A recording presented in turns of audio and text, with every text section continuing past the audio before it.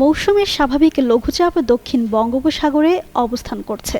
এ অবস্থায় দেশের বিভিন্ন স্থানে বজ্রবৃষ্টি হতে পারে বলে জানিয়েছে আবহাওয়া অধিদপ্তর। শুক্রবার আবহাওয়াবিদ কাজী জেবুন্নেসার সই করা ১২০ ঘন্টার পূর্বাভাসে এ তথ্য দেয়া হয়। পূর্বাভাসে বলা হয়, মৌসুমের স্বাভাবিক লঘুচাপ দক্ষিণ বঙ্গোপসাগরে অবস্থান করছে।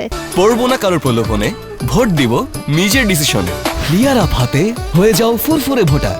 এর বর্ধিতাংশ উত্তর পূর্ব বঙ্গোপসাগর পর্যন্ত বিস্তৃত রয়েছে। উপমহাদেশীয় উচ্চচাপ বলয়ের বর্ধিতাংশ বিহার এবং তৎসংলগ্ন এলাকায় অবস্থান করছে।